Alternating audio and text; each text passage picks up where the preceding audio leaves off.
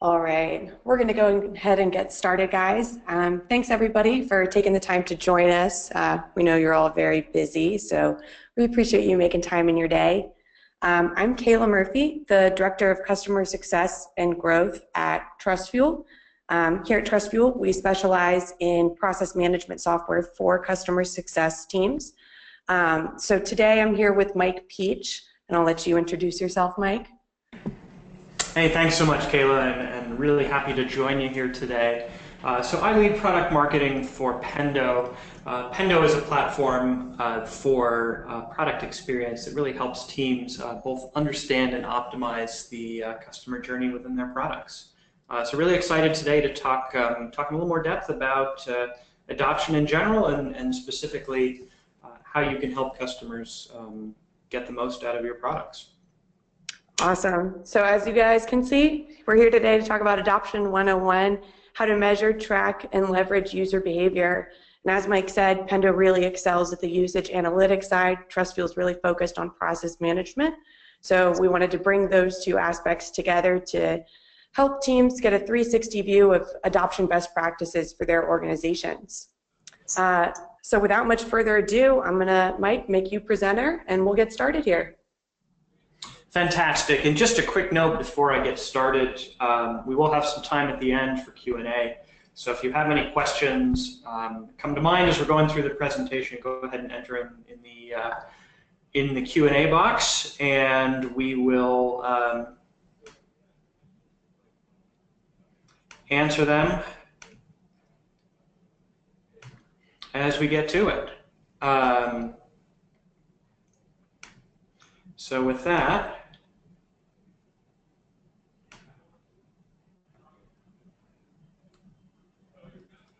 we'll go ahead and get started. And I will start my presentation, as all presentations should be started, with a Dilbert cartoon.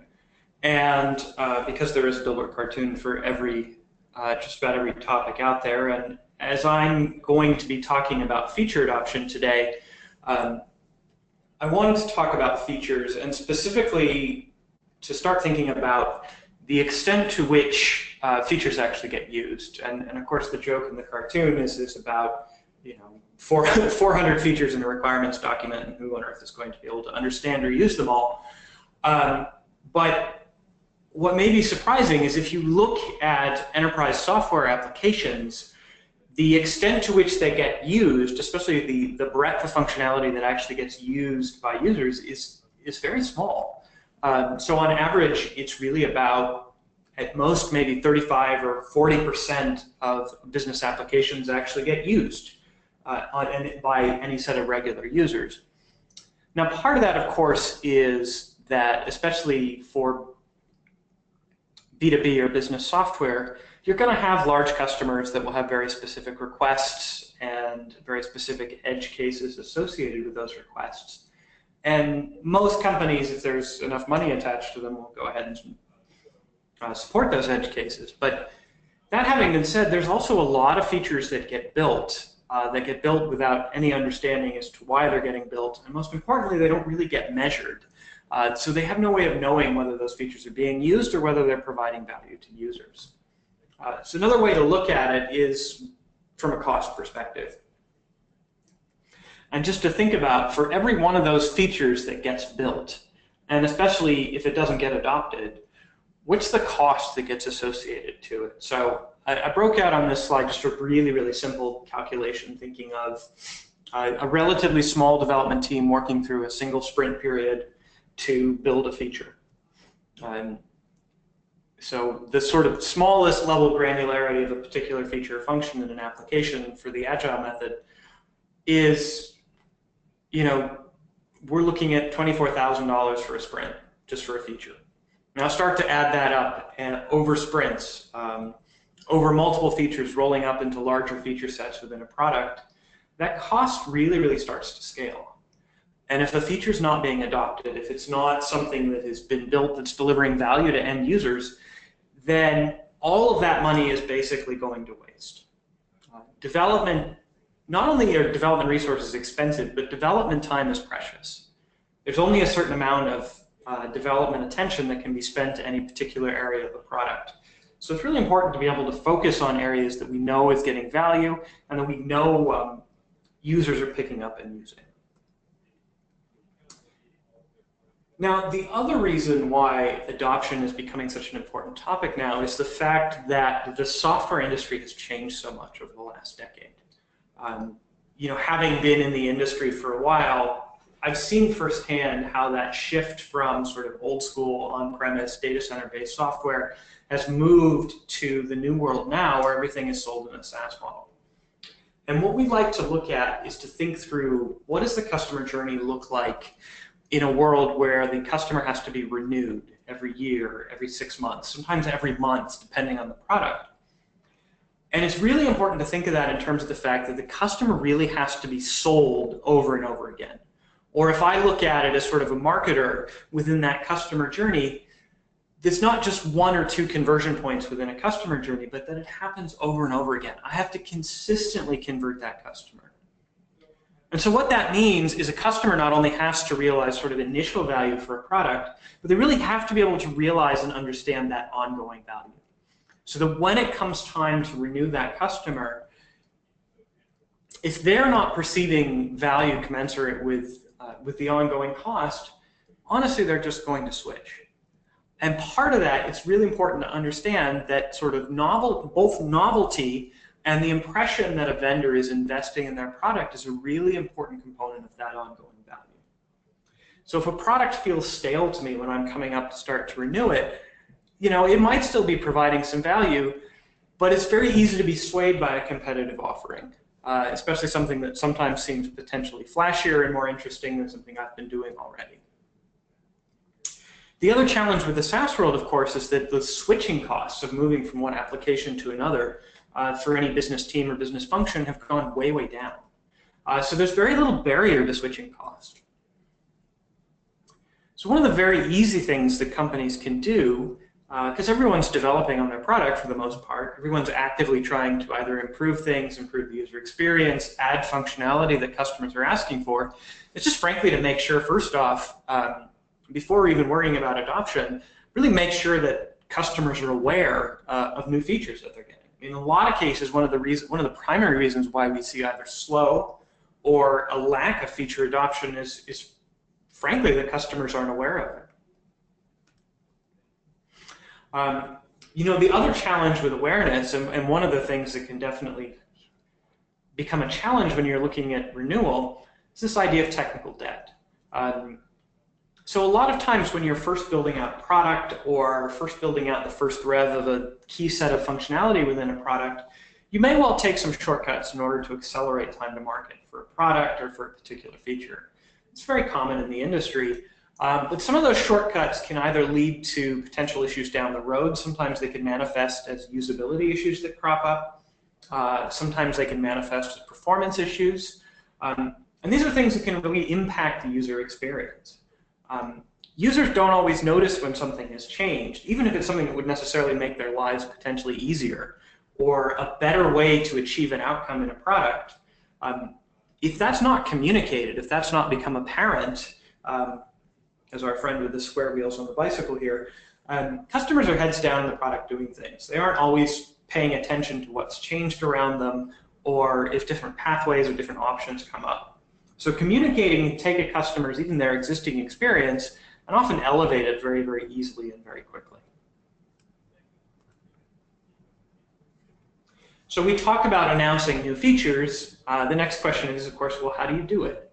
How do you communicate updates within a product to your user base in a way that makes them both aware of what's happening and interested in trying to do it? You know, there are a couple of very common methods that I've listed here on the slide. I think the first one that we all do is email. We send an email. We got a big feature update. We send an email out to our customers, either a specific email update about that feature or perhaps part of a monthly newsletter that we send out, a customer-facing newsletter that includes what's new, what we've rolled out, what's updated in the product. Email is a great way to announce new features. First and foremost, this is a pretty broad reach, right? Anyone who's in our prospect database, anyone who's a current customer of our product, we've probably got an email address for them.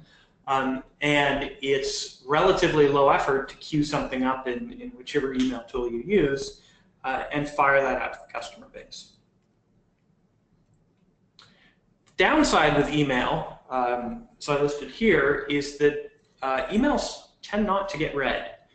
Even what I've called friendly emails, but where a customer has a connection with a company where they either have a current business relationship of some sort, so not even cold emails, really only at best see response rates of 10%. So imagine all of that effort that goes into sending out emails and all of that communication that goes out. At best, maybe 10% of customers will consume information that way.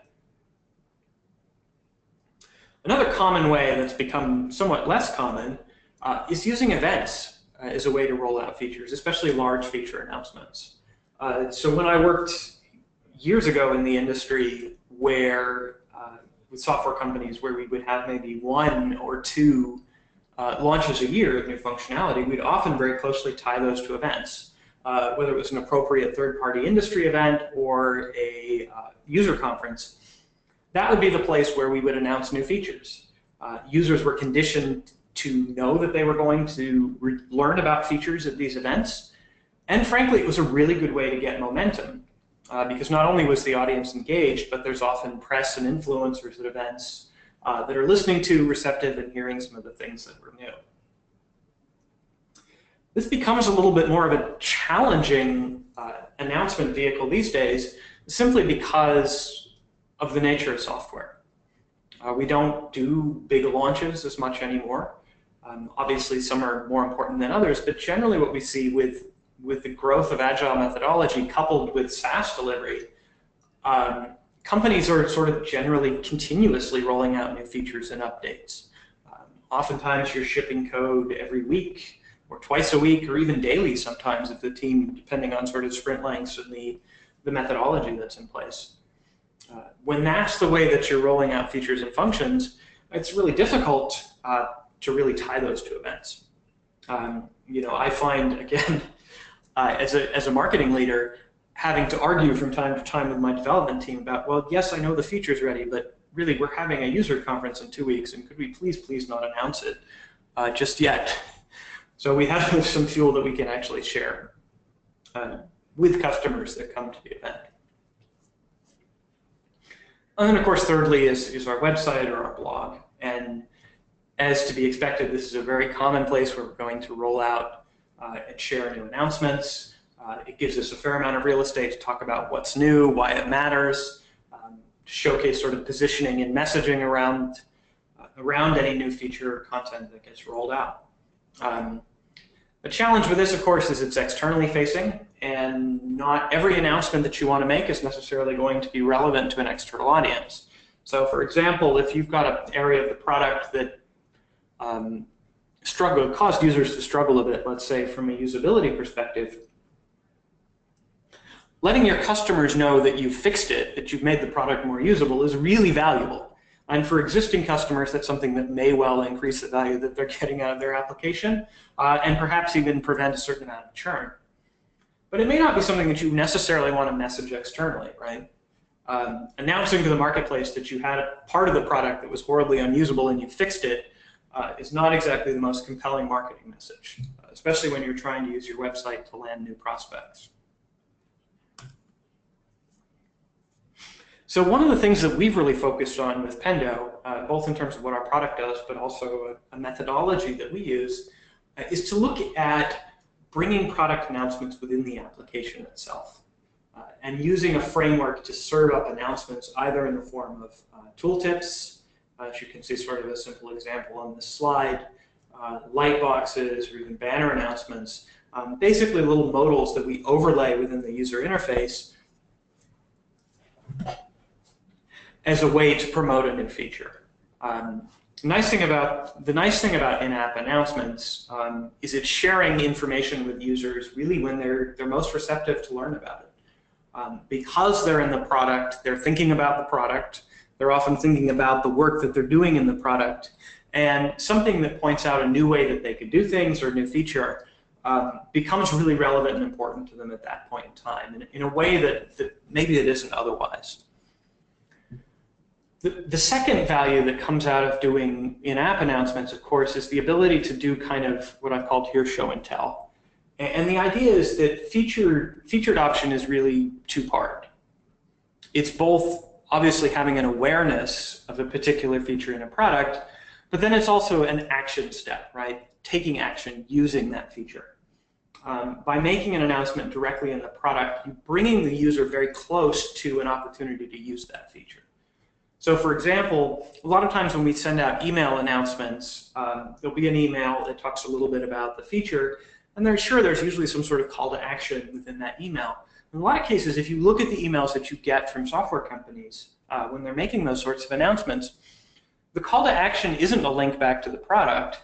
It's often a link to perhaps a blog post that explains the feature in more depth, or perhaps a link out to technical documentation that will go into specifically how to use the feature. So you're still kind of removed the user from the application. You're telling them about the feature. The call to action takes them to some place where they could learn more about the feature, but there's no doing part of it. There's no actually using the feature. By making that announcement in the product, you can actually start to trigger the doing part and really guide people to start moving through features. The other thing is that you know that you're actually messaging that feature and sharing it with actual users of the product.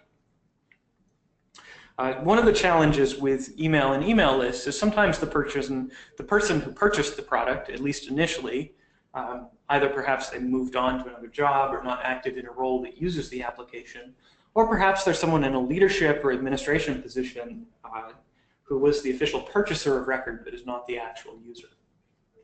Usually the person you want to get in front of is the actual user, and serving up app announcements in app is a really great way to do that.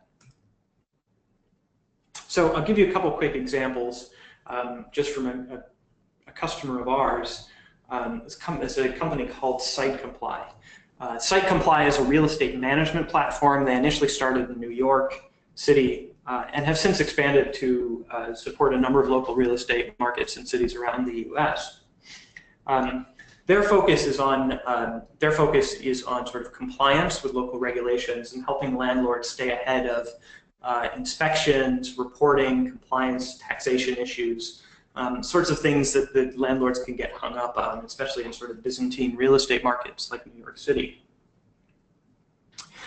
They had identified sort of a core set of features within their product that they knew were used by their power users and were used by customers that were the most likely to stay with them long term.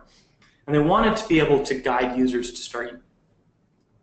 the whole set of users to start using those features. So one of the examples that's talked about on the slide was a calendar syncing feature. So they have a calendaring feature in the application which keeps track of, again, deadlines for regulatory submissions, reviews, inspections, etc. And they have an ability to sync that to an external calendar so that you would get that information on your phone or in your personal calendar. That was a feature that they were really looking to drive adoption for. So they deployed a guide, just frankly a little pop-up modal in the calendar interface that told people about the fact that they could go to this option within the settings menu and configure a sync between calendars. Just by pushing out that message to their existing user base, they were able to drive up adoption of that feature by 2,000%. So as I said, in a lot of cases, feature adoption is all about simply knowing that it exists. And if customers are informed about a feature, often very simply and unobtrusively, you can see massive increases in feature adoption like we did here. So I've talked a fair amount here now about feature adoption. I think it's important to think about it in a couple different ways. So when we say, so our feature adoption has gone up, well, what do we mean by that? Because it can mean a couple different things, and there's some good ways to look at it. In fact, a couple different dimensions to look at it can really help you understand the extent to which a feature is truly being adopted by the user base. The first one is this idea of breadth. And breadth of adoption simply means how much of my targeted user base is using this feature. And the reason I say targeted is really important. In enterprise or business software applications, for example, there's often a number of different roles. really simple admin users versus non-admin users. So when we say targeted users, we mean users who could use that feature and get value out of it.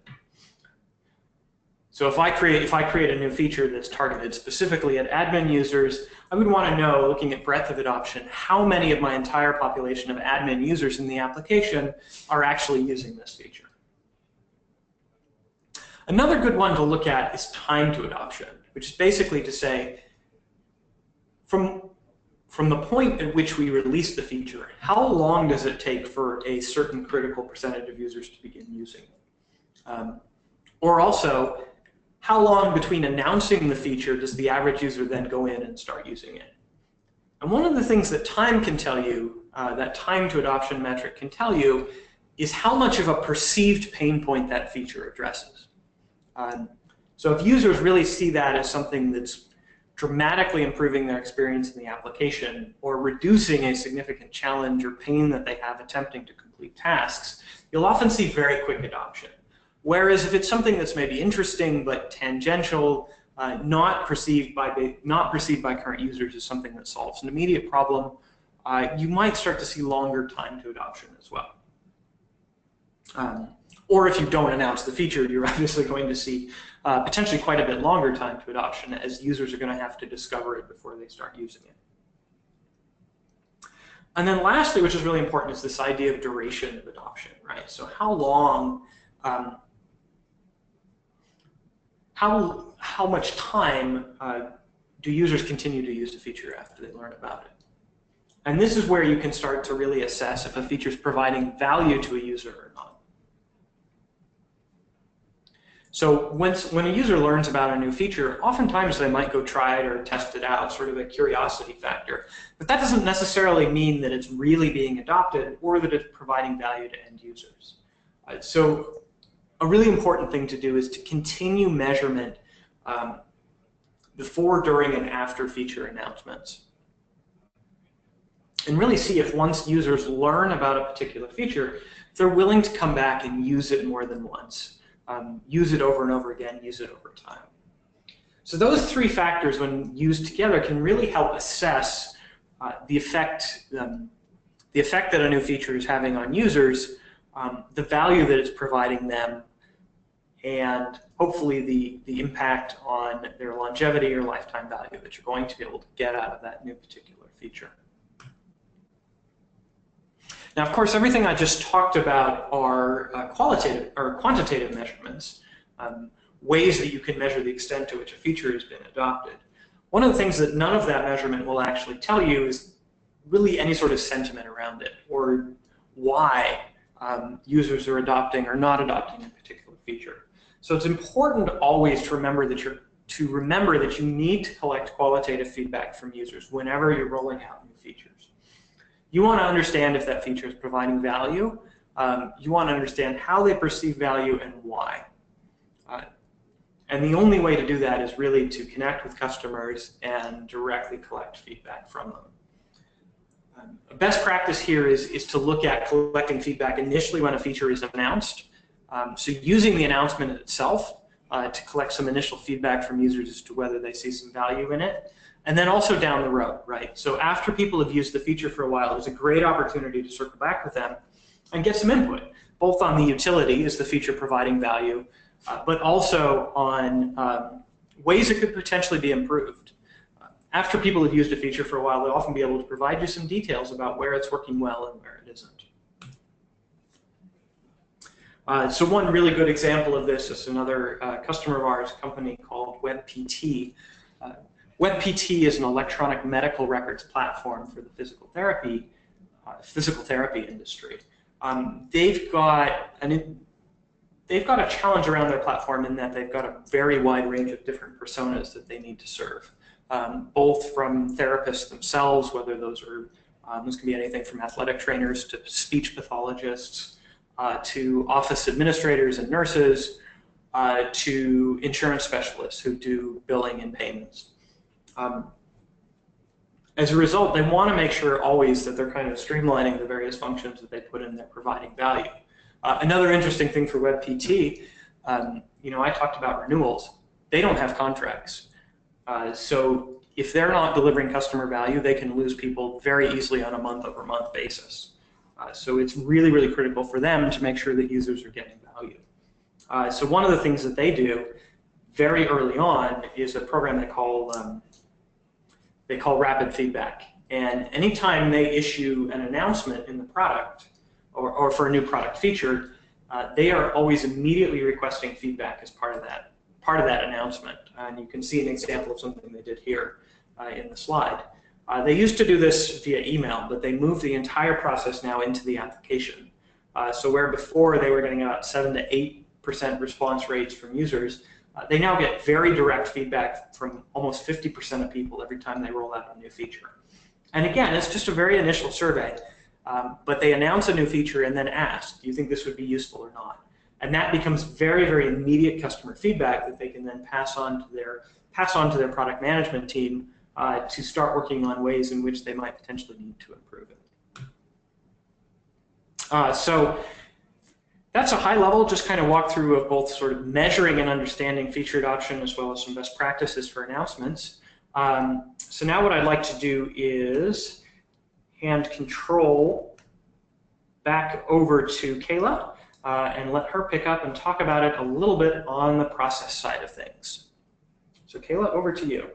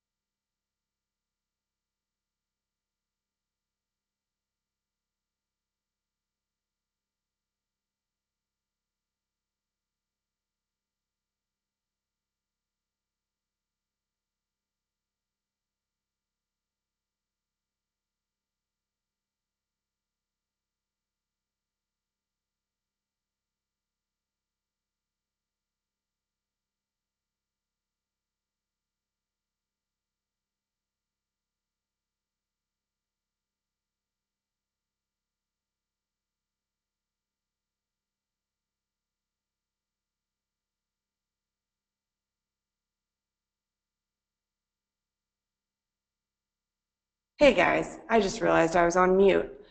Sorry about that. All right, so what I was saying, and I was on quite a roll, is that now that Mike has taken us through the process of product analytics, evaluating your platform, determining what features to build, I want to dive into the proactive side of customer success, which is creating processes which are going to fuel long-term consistent adoption. So you've built the feature, you've made the announcement, what comes next for your team? As we all know, proactivity is the buzzword for customer success, so much so that it both starts to lose meaning and can incite a little bit of a sense of anxiety. Many teams feel like they're behind the curve in terms of adopting a proactive approach. So I want to give you guys some good concrete ways to get started and talk about the real value behind the proactive approach to adoption.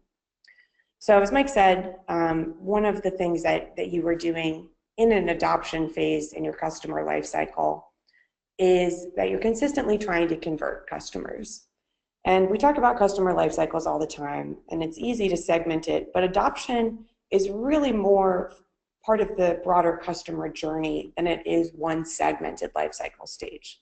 And that goes to say that it should be a consistent engagement with your customers rather than, I'm sorry, I'm realizing I'm having some technical difficulties here. Sorry about that, guys.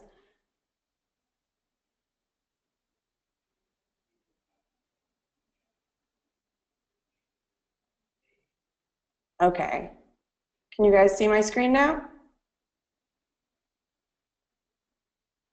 Okay, sorry about that. Fortunately, I hadn't moved off this slide, so you didn't miss anything too exciting. So talking about the value behind proactive customer success, one of the things that SaaS companies, as the software model has changed from being incumbent software that's purchased once upfront, is the idea of consistently purchasing and proving value to your customers.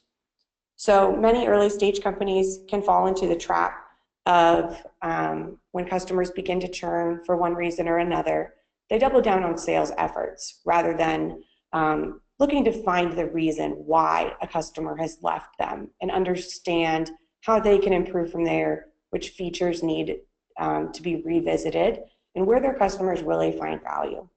So the chart you're looking at is just a simple distribution over time, showing you how customers become more profitable the longer they're with you and the longer they're active on your platform.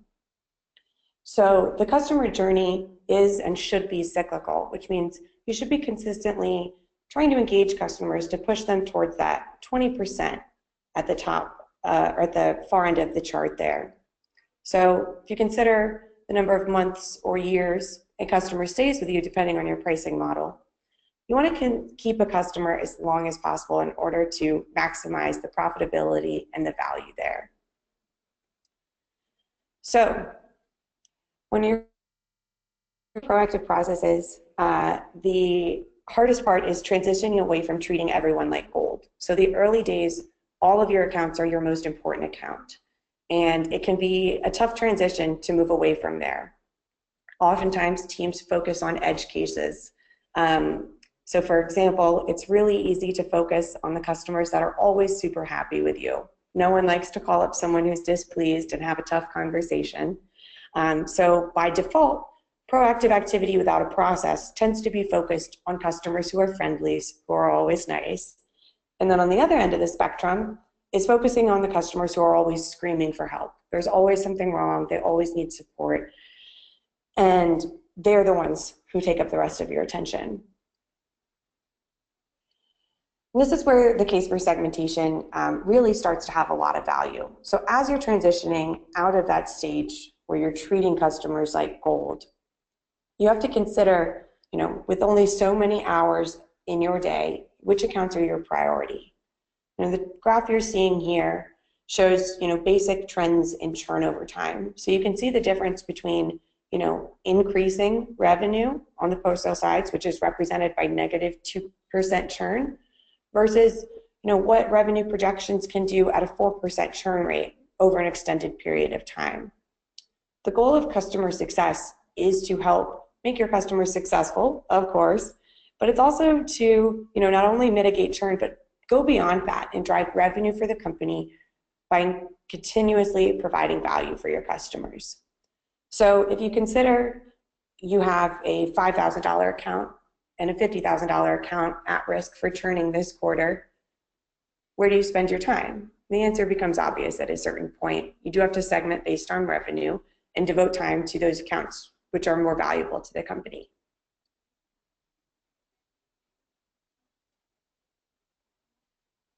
So getting into the specifics of how to fuel proactive adoption and giving you guys some concrete ways to get started in putting process in place, I've broken it down into 3 kind of basic proactive models you could implement. And I personally, as a best practice, and one I share with my customers all the time, create independent processes for each of your different customer segments.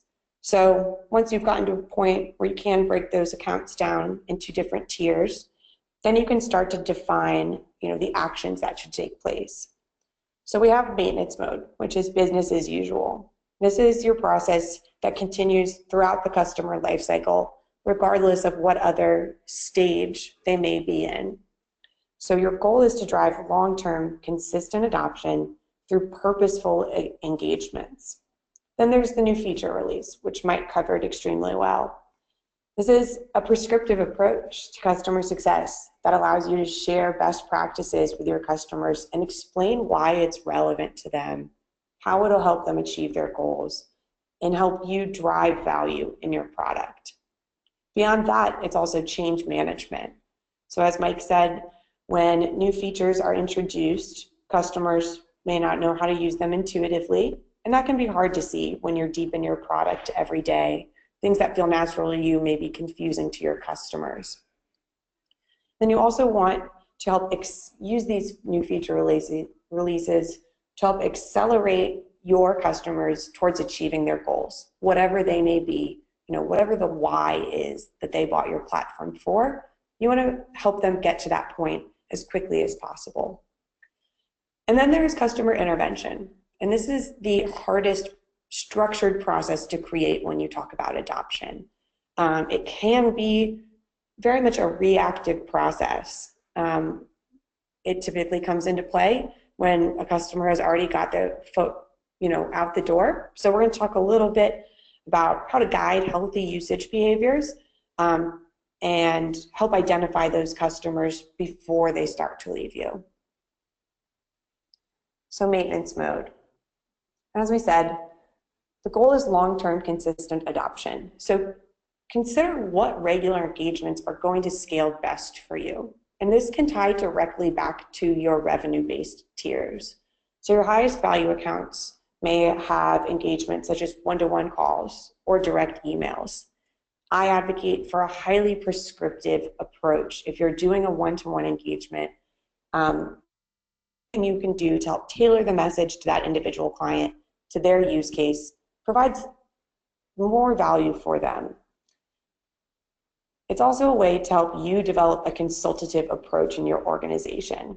So when you think critically about, on a regular basis, about how your platform provides value to customers, why they purchased it, and what their goals are long term, you can make better recommendations and share best practices to help drive towards that renewal and make it a non-event.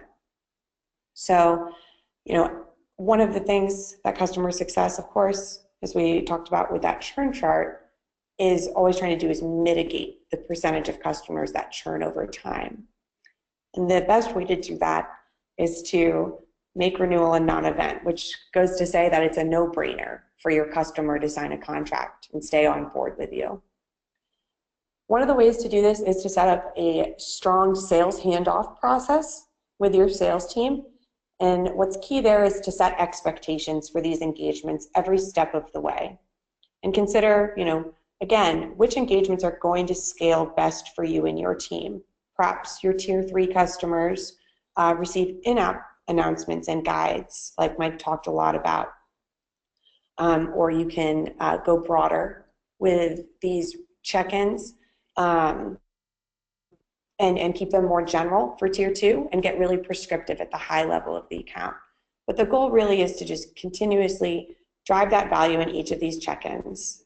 No one likes a software vendor that calls for no reason. None of us would like it if our cell phone provider gave us a call and just said, hey, how's it going? And took up 10 minutes of our day. So keep that in mind when you ask for time on your customer's calendar. The next one is our new feature release. So when you've pushed a new feature and you've made that broad announcement, one thing you have to consider, first off, in a new customer success program is who's handling that announcement. If you're very early on, it's likely that the customer success team is sharing that announcement directly with their customers. If you have a marketing team to back you up, then I'm sure that they'll find the best channels to help share these new features with their customers, be it in-app, via social channels, wherever your customers interact and engage. And new feature adoption can almost be thought of as like a mini onboarding cycle all over again. So you're providing training and best practices. Training can be boring. So think about how to keep your customer engaged. If you were learning this feature, what would be most beneficial to you? Is it in-app guidance? Is it a knowledge base? Perhaps it's a one-to-one screen share or a live webinar. And as Mike said, when you release a new feature, something that's key to building long-term adoption is soliciting feedback. So building plenty of room for each of these engagements for your customers to ask questions and share their thoughts. Customers with strong opinions are a big resource for growing companies, and can allow you to dive deeper on where you excel and which features could be refined further. And then finally, we have intervention. So these are customers who we know are struggling. This could have happened for any number of reasons. Perhaps the product wasn't a good fit. Perhaps the product hasn't been performing as expected and they're upset with support tickets, or they may have simply just expressed dissatisfaction and you may not know at all why they're churning. The key to a proactive approach to mitigating churn is understanding why they're churning. So products like Pendo are fantastic for looking at customers that have left your platform for one reason or another and identifying behavioral patterns in those customers.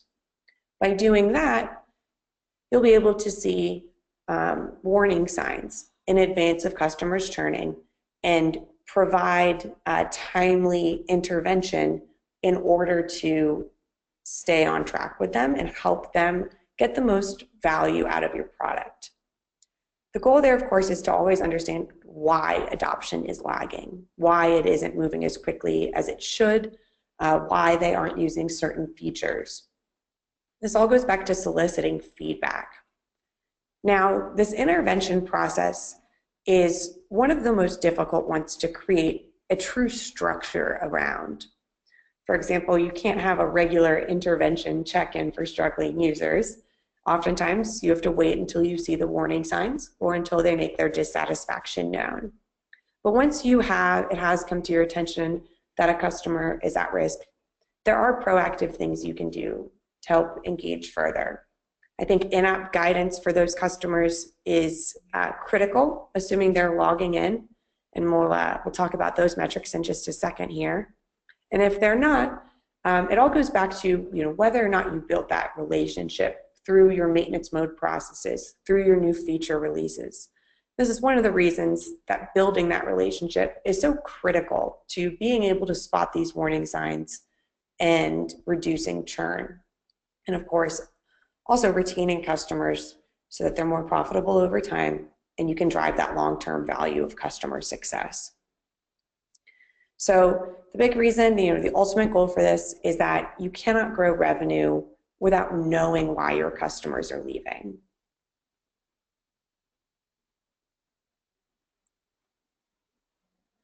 All right, so all these processes are fine and dandy, but how do you measure them to determine success? Now, there are three kind of broad categories of metrics, and this all ties very closely back to your product analytics. So one thing to consider is usage volume. Are your users logging in more or less frequently? What features are they using when they do log in? These are sort of high-level numbers that you're looking at. So what percentage of users log in? Are there commonalities between them in different customer segments or in the way you've structured your engagements? Then there's usage quality. So are core features being regularly used by their customers? Do users follow their best practices, or do they go off script and use the product in a funky way you haven't seen before? And of course, how have their behaviors changed over time? So as we've talked about, adoption is very much driven towards change management. You want to be able to set expectations for your customers, help control the process, and as they're introduced to the platform for the first time, continuously using it and tackling new features that may provide value.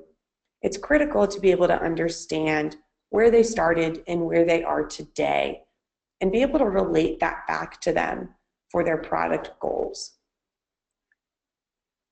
It's often that these metrics, particularly around usage volume and quality, become extremely relevant during your maintenance mode check-ins. So during your QBRs, or perhaps it's a monthly, one-off email or phone call that you share with a customer. A really great way to engage them is to reference changes in behaviors, past wins, and progress towards their goals. This all goes back to creating a consultative approach to your customers to help them get the best possible value from your platform. And then, of course, there's platform performance. So are features being used as expected? If you have an idea of what best practices are around your feature set and your users don't follow those best practices, there's some evaluation that needs to be done there. Perhaps there is a better way to use the platform that you hadn't thought of, which can often happen in early stage companies. Perhaps you need to provide better training or identify the points where customers aren't converting in their customer journey through product analytics. And then the flip side of that is the product behaving as it should? So support tickets, bugs, and the like, an excessive number of those can absolutely cause churn if a customer feels the product isn't meeting expectations.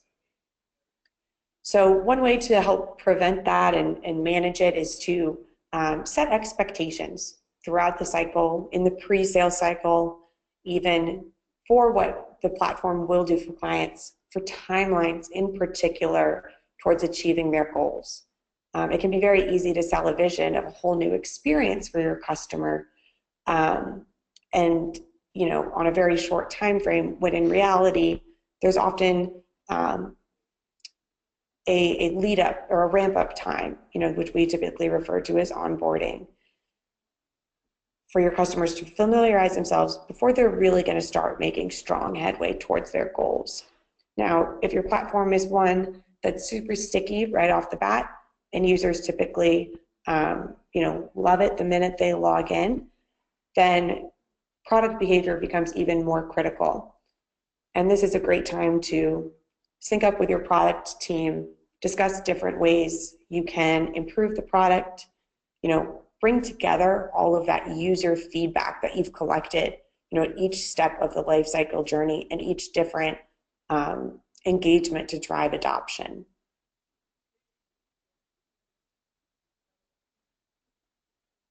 So we've got about 10 minutes or so left here. Mike and I would love to take any questions that you guys may have on adoption, product analytics, and anything we've talked about here today. Absolutely, and I see we've got a couple questions coming in. While we're waiting for some of them, I actually have a couple questions for you, Kayla, having listened to your presentation. And I thought it would be interesting, looking at some of those different segmented approaches and processes. How can you tell? What are some of the early indicators that maybe a customer success team should look at that lets you know that you need to move, say, from maintenance mode to intervention with a customer? And how can they sort of get ahead of that? Yeah, great question. So some of the things we look for are percentage decreases in login rates. That's typically the go-to at a high level. Has my percentage of users at an account or an account in general stopped logging in? And what does their activity look like when they do log in? Are they taking action on the platform, or are they simply going in, looking around, and clicking? Now, you can't really throw out any hard numbers for what percentages look like healthy adoption, as every platform is different. And ideally, we're all at 100% adoption. But depending on your model, if you have managed services and the like, then those numbers can vary quite a bit. So, kind of related to this, I see one of our users or one of our listeners asked a question about data from Pendo, actually. Page views, number of visitors, time spent. How do you determine what is not adopted, adopting, or adopted? That's a great question. This goes back to our customer lifecycle stages and that broader customer journey. So by definition, we would expect a customer to be fully adopted by the end of the onboarding experience. How to use the platform and be regularly using it as expected. And so as expected really drills down into the core features of your platform. So what I typically recommend for customers is that they identify the 4 to 5 key features that are critical for successful use of their platform. You should know those, pretty much right off the bat. This may vary a little bit depending on segments and use cases. And focus first on those features. If there are major features that a customer isn't using, then that's a key sign that they may be at risk for churning. On the flip side, if you have customers that are using key features very strongly, but perhaps they aren't logging in as frequently as expected, that's where the qualitative nature of customer success comes into play. You have to make a judgment call. And I think, in my experience, this all comes back towards meeting client goals and whatever their expectations are. So the why if they bought their platform. What is their progress to date on that front? Yeah, I think that's a great point. And just to add to it, the segmentation also really matters. And understanding sort of different segments of users, because different features will get used at different levels. But what's a better way to understand that is if you know what the user segment is, and that segment could be a combination of role, of vertical industry, of size of customer, just depending on what the different personas that you're working with look like. You can get a better sense of really understanding what adoption means, right? So a feature might be more relevant to different roles of users. A feature might be more relevant to, say, your large customers versus your small customers. And by looking at product usage data through that lens of segments, you can start to get a much better understanding of, am I at an adoption level that I'm comfortable with? Or do I need to start digging in here because we're really not seeing the response from users that we would expect for a particular feature? Yeah, absolutely. I think also understanding that why there is so critical. If they aren't using it the way you'd expect, why not? Is it, because the platform isn't behaving as expected? Is it, a feature change that may need to happen? Or is it simply because it's not relevant to their use case? So there's all kinds of reasons why adoption may lag or it may not be expected. So it's important to continuously be evaluating your expectations for adoption in conjunction with those customers. Yeah, absolutely. So I have one other question I want to throw out here, which I think is potentially an interesting discussion. And we've talked about, I think, a little bit from both a product, certainly a product marketing and a customer success perspective. But here's an interesting thought or question is, who should own feature announcements? And by which I mean, which department should take ownership for it? Yeah. So I think that kind of depends. And you're right, it is an interesting question. I think in a high-touch model, it should be a very one-to-one, prescriptive, tailored approach where the customer success manager reaches out directly to their clients and says, hey, I know you guys are trying to achieve X using our platform. We just released feature Z to help you get there. Here's some training guides, or how can I help you get set up on this? And again, that approach would come back to your customer segment. So that may not be a scalable method for many customer success teams out there. It may be that marketing needs to handle that function, be it via social channels, drip campaigns, or in-app guidance if you want to catch users in the moment using a tool like Pendo to help drive that adoption. Yeah, I think that's an interesting point. I would answer it. I would say the same thing, but I would answer it slightly differently. As I say, I think in a lot of cases it's everybody's problem. It's customer success's problem because, as I said, feature adoption is often very closely tied to renewal. And so you can't adopt if without announcement, you can't have adoption. And so obviously customer success has got a vested interest in that. And I think you did a really nice job of just kind of laying out the process by which CS is going to drive that stuff through.